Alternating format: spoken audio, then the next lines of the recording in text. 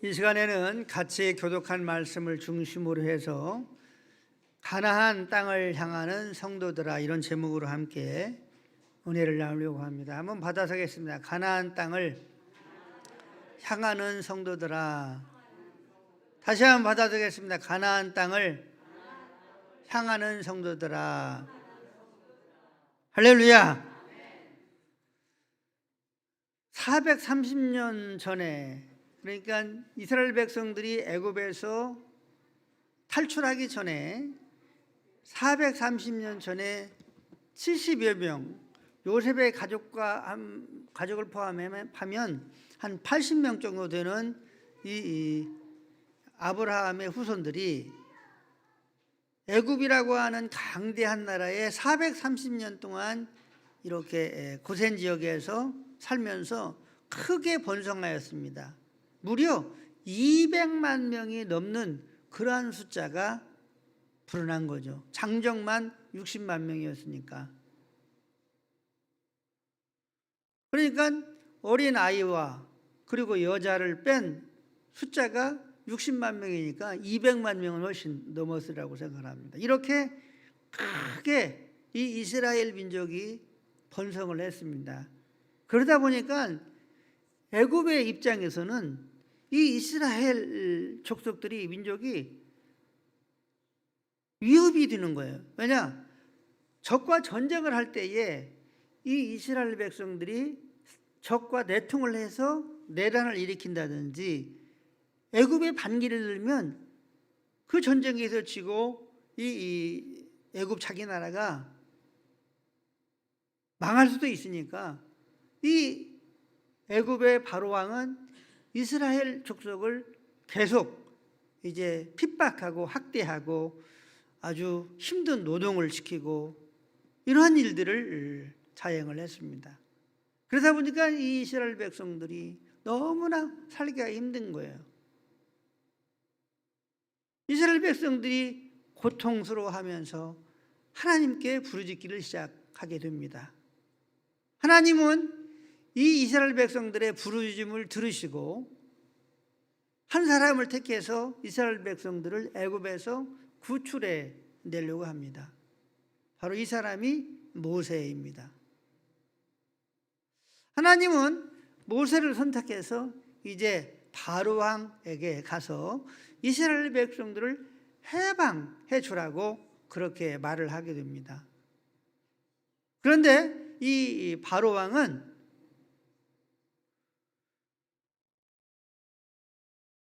이 모세의 말을 듣지 않는 거예요. 그러니까 하나님께서 이 모세를 통해서 애굽 천지에 이제 큰 재앙이 내리게 됩니다. 나인강을 피로 만들고 티끌을 파리로 만들고 또 메뚜기 떼들이 막 애굽 천지를 뒤엎고, 그래서 농작물들을 다 뜯어먹게 하고, 또 전염병들이 돌아서 가축들이 죽고 또 사람들이 죽고 이렇게 하게 하고, 이렇게 9가지의 재앙을 이 애굽 천지에 내렸지만 바로왕의 마음은 더욱더욱 강팍해졌습니다. 그런데 성경을 쭉 읽어보면 바로왕이 강팍해진 것은 하나님께서 그 마음을 강팍하게 만들었기 때문에 애굽의 바로왕이 강팍했다 하는 것을 알 수가 있습니다. 그러니까 하나님은 사람의 마음을 주장하시는 거죠. 강팍한 마음을 위하여 우리가 하나님께 기도할 때에 하나님께서 역사하시면 그 강팍한 마음이 물렁물렁해지게 될 줄로 믿습니다. 그래서 이제 하나님은 10번째 재앙을 이스라엘 백성들을 구출하기 위해서 애굽 천지에 내리게 됩니다. 이 10번째 재앙은 오늘 본문에 보면 너희들이 양이나 염소, 1년 된 양이나 염소 흠없는 것을 새해 1월달 10일 10일의 준비를 해 두었다가 14일의 저녁 때에 이 어린 양을 잡으라. 그리고 이 어린 양을 잡아서 문설주와 문 임방에 바르고 그 집에 머물러 있어라. 그러면 내가 애굽 천지를 두루 다니면서 모세를 비롯해서 또 모세의 신하 또 하층민에 이르기까지 모든 집안의 장자들을 다 죽이겠다. 그리고 모든 가축들의 첫 새끼를 죽이겠다. 이렇게 하셨습니다. 그리고 14일 저녁에 하나님께서 애굽 천지를 쓸 때에 애굽의 모든 집안들의 장자들이 다 죽었어요. 그 가축의 첫 새끼들이 다 죽었어요. 그러니까 어떻게 되었겠습니까? 애굽 천지가 울음바다가 된 것이죠. 죽음의 나라가 되고 울음바다가 된 거죠. 그래서 이제 이 이스라엘 백성들이 출애굽하게 되는데, 이러한 상황 가운데에 이스라엘 살고 있는 그 집에는, 그 지역에는 가축도 죽지 않고 또 그 어떠한 생명도 죽지 않고 이 애굽 나라에만 그러한 하나님의 재앙이 임했다고 하는 것입니다. 그래서 이 이스라엘 백성들은 출애굽하게 되고, 그리고 이제 하나님께서 약속하신 가나안 땅을 향해서 가게 되는 것이죠. 오늘 말씀은 출애굽해서 가나안 땅을 향해서 가고 있는, 가야 되는 이 이스라엘 백성들에게 하신 말씀입니다.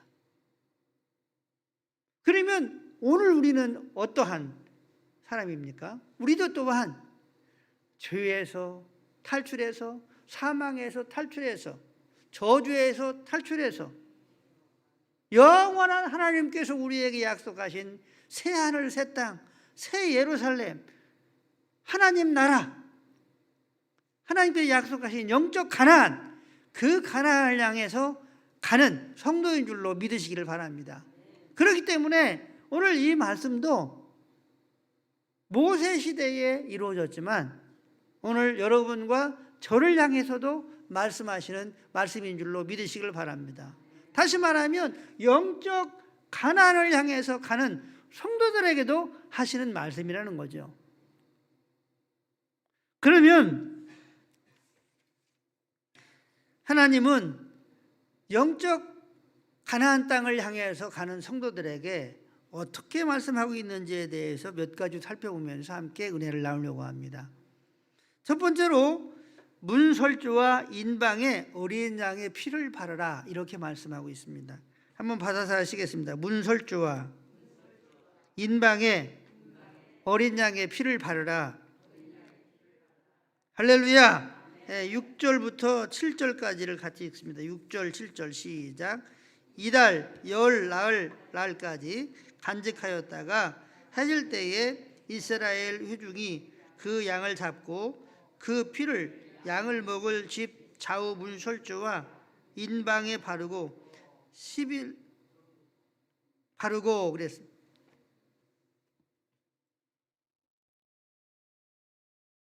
10일 날에 이 어린 양 염소를 준비했다가 14일 저녁 때에 잡고, 그리고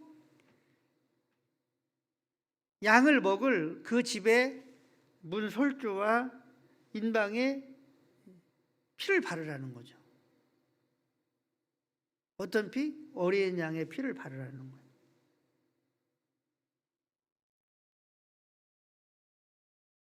세례 요한은 자신에게 세례를 받기 위해서 오시는 예수님을 향해서 이렇게 잊었습니다. 세상 죄를 지고 가는 하나님의 어린 양을 보라. 세상 죄를 지고 가는 하나님의 어린 양을 보라. 이렇게 말씀하고 있습니다.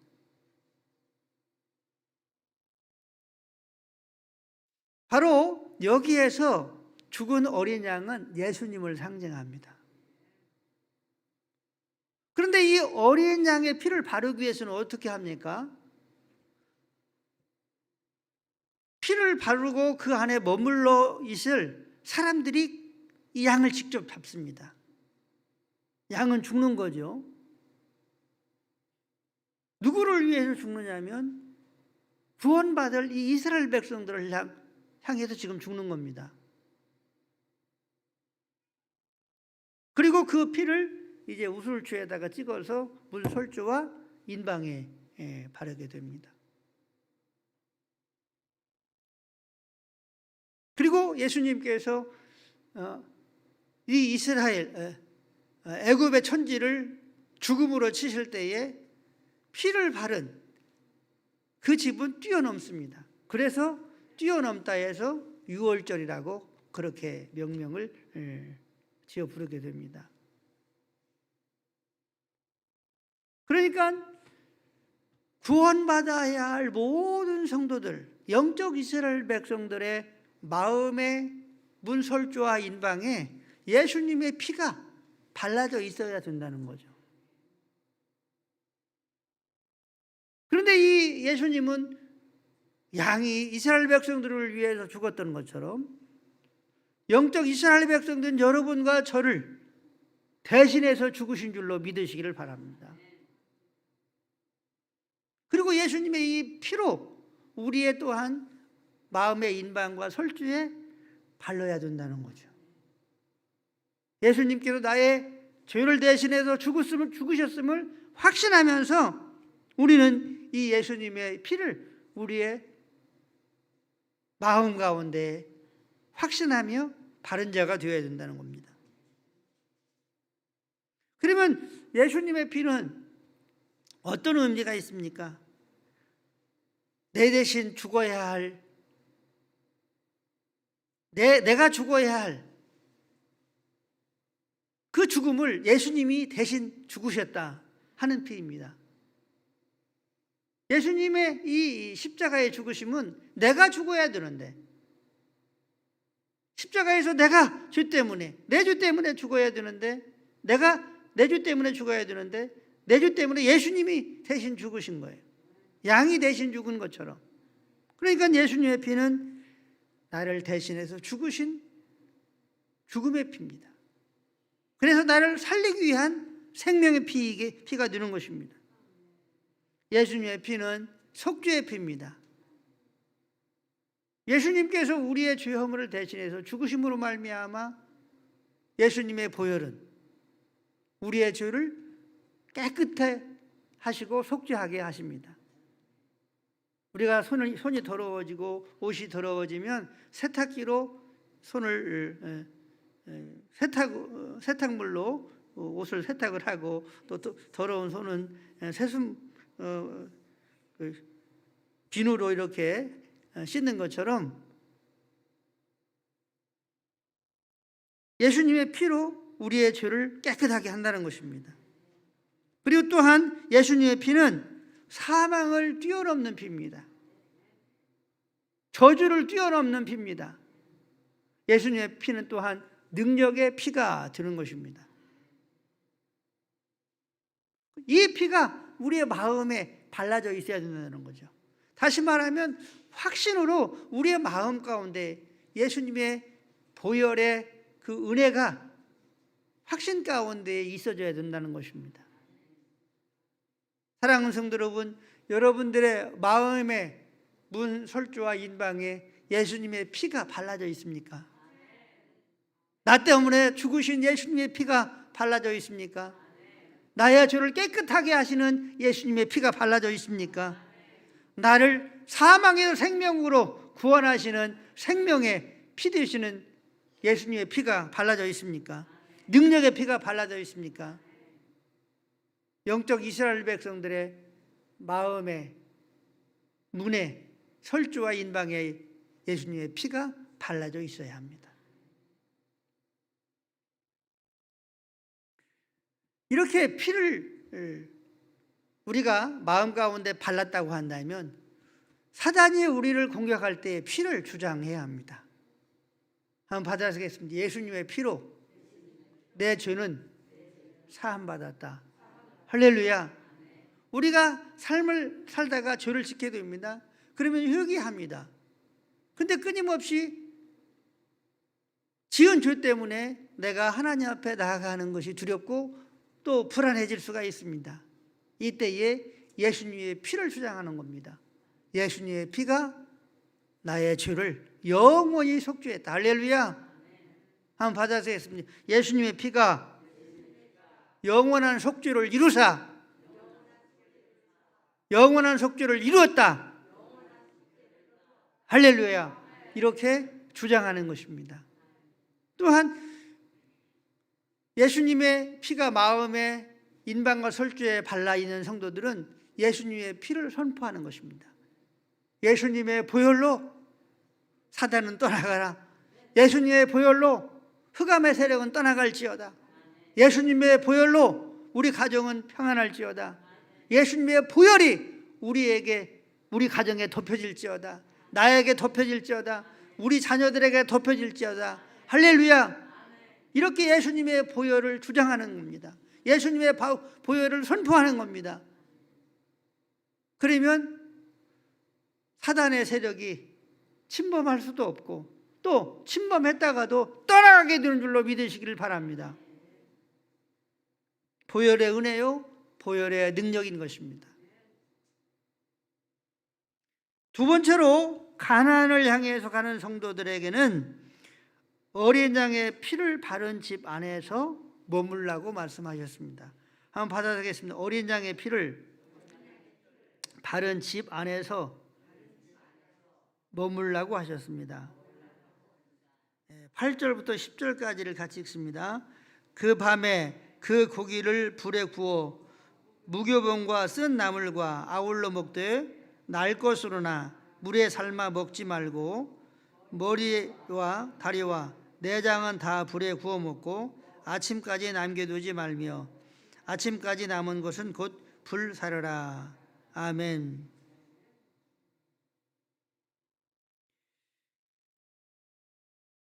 어린 양의 피를 바른 집 안에서 이렇게 먹고 마시고 머물라고 말씀하고 있습니다.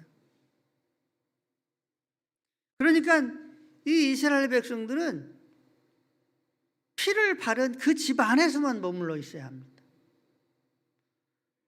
집 밖으로 나가면 마찬가지로 애굽에게 내린 저주가 내려진다고 하는 거죠. 그러니까 당시 그 어떤 누구라도 피를 바른 그 집 안에 있으면 구원을 받지만 이스라엘 백성들이라도 그 집 밖으로 나가면 하나님의 진노가 그 사람에게도 마찬가지로 임하게 된다고 하는 거죠. 그래서 하나님은 피를 바른 그 집 안에서만 머물라고 말씀하고 있습니다. 먹고 마시고 쉬고 이렇게 머물라고 말씀하고 있습니다.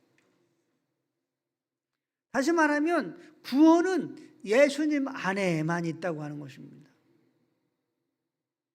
그리고 예수님 안에서만 머물면서 살라고 말씀하고 있습니다.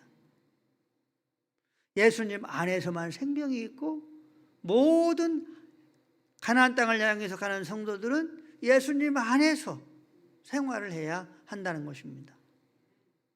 예수님과 함께 예수님 안에서 함께 생활을 해야 된다고 하는 것입니다. 한번 받아보겠습니다. 예수님 안에서 생활을 해야 합니다. 할렐루야. 예수님 안에서 생활을 해야 되는 것입니다. 물론 예수님과 함께 사는 것은 말할 것도 없고 예수님 안에서 예수님의 생각 안에서 예수님의 말씀 안에서 예수님의 뜻 안에서 예수님의 의도 안에서 살아야 된다고 하는 거죠. 이 가나안 땅을 향해서 가는 영적 이스라엘 백성들이 이 예수님 밖에 나가면 거기는 하나님의 진노와 사망이 머무는 곳이라고 하는 사실을 우리가 꼭 기억해야 합니다. 그런데 성도들이 끊임없이 예수님 안에 살지 않고 밖에를 기웃기웃 하면서 양다리 걸쳐가지고 사는 그런 모습을 보게 됩니다. 그러면 예수님 안에만 생명이 있고 구원이 있고 하나님의 은혜가 있는데 하나님의 기적의 역사가 있는데 밖으로 나가면 어떻게 돼요? 하나님의 진노가 머무는 땅에 그가 있기 때문에 어쩔 수 없는 거예요.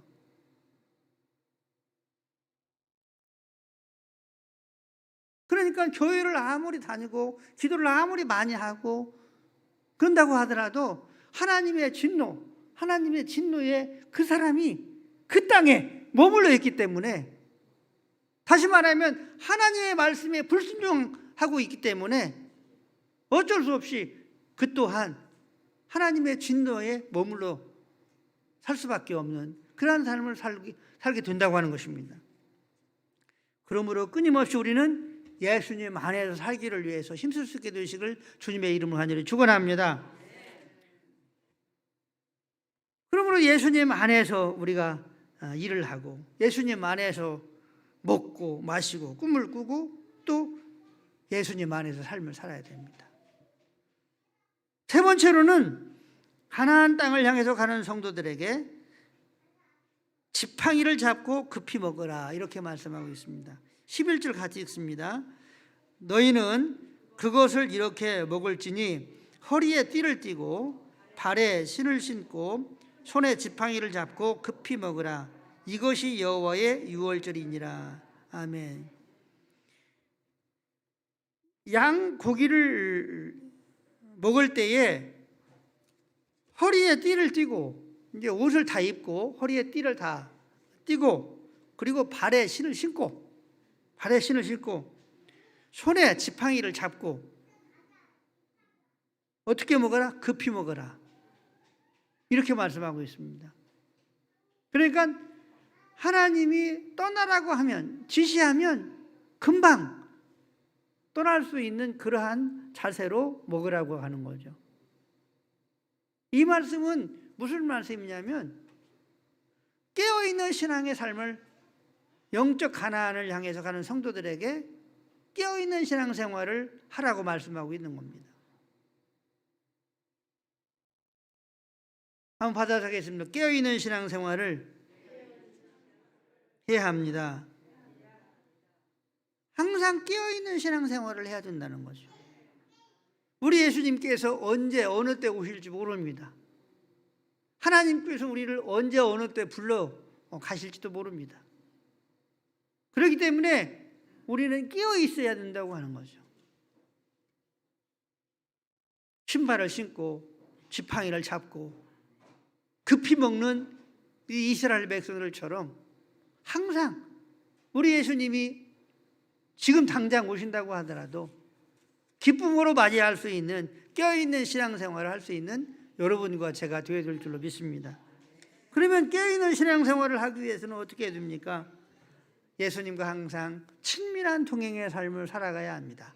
한번 받아보겠습니다. 예수님과 항상 친밀한 동행의 삶을 살아가야 됩니다. 할렐루야. 예수님과 항상 친밀한 동행의 삶을 살아가야 됩니다. 또한 경건의 생활에 힘써야 됩니다. 한번 받아보겠습니다. 경건의 생활에 힘써야 합니다. 할렐루야. 우리는 지금 코로나 상황이라 오후 예배는 못 드리지만 수요 예배는 드립니다. 수요 예배 참석하는 성도들은, 우리 권사님들은 얼마나 은혜를 받는지 모릅니다. 부흥회를 한다고 그래요, 우리 권사님들이. 예. 그리고 참 은혜를 받습니다. 수요일 날 나오실 그러한 시간이 되시는 분들은 수요일 날 꼭 나오셔서 함께 예배 드리시기를 바랍니다. 그리고 우리는 깨어 기도해야 합니다. 시간을 정해놓고 기도해야 됩니다. 이렇게 경건 생활에 힘써야 됩니다. 그리고 또한 주님의 면류관을 바라보면서 끊임없이 달려가는 신앙생활을 해야 돼요. 한번 받아가겠습니다. 주님께서 주실 면류관을 바라보면서 달리는 신앙생활을 해야 된다. 할렐루야. 이것이 깨어있는 신앙생활의 삶의 모습들입니다. 말씀을 정리하도록 하겠습니다. 우리는 영적인 가나안을 향해서 가는 성도들입니다. 이스라엘 백성들이 출애굽해서 가나안을 향해서 가듯이 우리들도 죄와 사망에서 구원하고 또 저주에서 구원받고 하나님의 진노에서 구원받은 영적 이스라엘 백성들이고 또한 가나안 땅에서 가는 성도들이에요. 가나안 땅에서 가는 이스라엘 백성들입니다. 그러므로 하나님은 오늘 여러분과 저를 향해서 여러분과 저의 마음의 인방과 설주에 예수님의 피를 바르라고 말씀하고 있습니다. 예수님의 보혈에 대한 은혜와 확신을 가지고 살아갈 수 있는 여러분과 제가 될 수 있게 되기를 주의 이름 간절히 축원합니다. 그리고 이 예수 그리스도의 보혈을 선포하고 주장하고 그 보혈의 은혜를 찬미하고 그 보혈에 대한 은혜에 감사와 감격하는 우리의 삶이 될 수 있게 되기를 바랍니다. 또한 오직 구원은 생명은 예수님 안에서만 보장된다고 하는 사실을 우리가 꼭 기억할 수 있게 되기를 바랍니다. 우리가 이 세상 가운데 살지만 믿음으로 영적으로는 예수님 안에서 끊임없이 살아야 된다고 하는 것입니다. 머물러 있어야 된다고 하는 것입니다. 우리의 마음이 예수님 안에 있어야 하는 것입니다. 우리의 마음이 교회 안에 있어야 합니다. 우리의 마음이 하나님의 말씀, 예수님의 말씀에 있어야 한다고 하는 것입니다.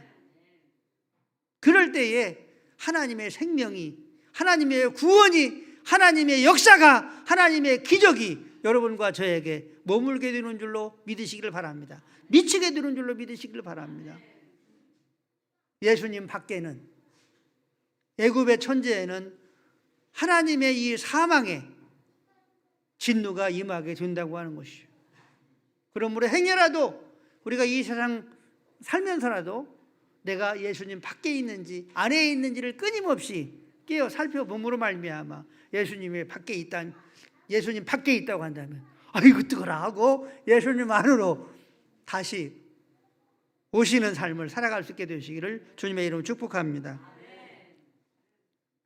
그리고 또한 가나안을 향해서 가는 성도들에게 깨어있는 신앙생활을 하라고 말씀하고 있습니다. 나는 신앙적으로 또 영적으로 잠자는 신앙, 잠자는 영혼은 아닌가 생각해 보십시다. 그러나 예수님은 여러분과 저를 향해서 항상 깨어있는 신앙생활, 예수님이 언제 오시더라도 기쁨으로 맞이할 수 있는 깨어있는 신앙생활이 되어져서 하나님을 영화롭게 하고 또한 우리의 삶 가운데 하나님의 놀라운 축복과 역사들이 경험되어지는 그러한 이 한 주와 또한 2022년도 한 해가 될 수 있게 되시길 예수님의 이름으로 간절히 축원합니다. 축원합니다.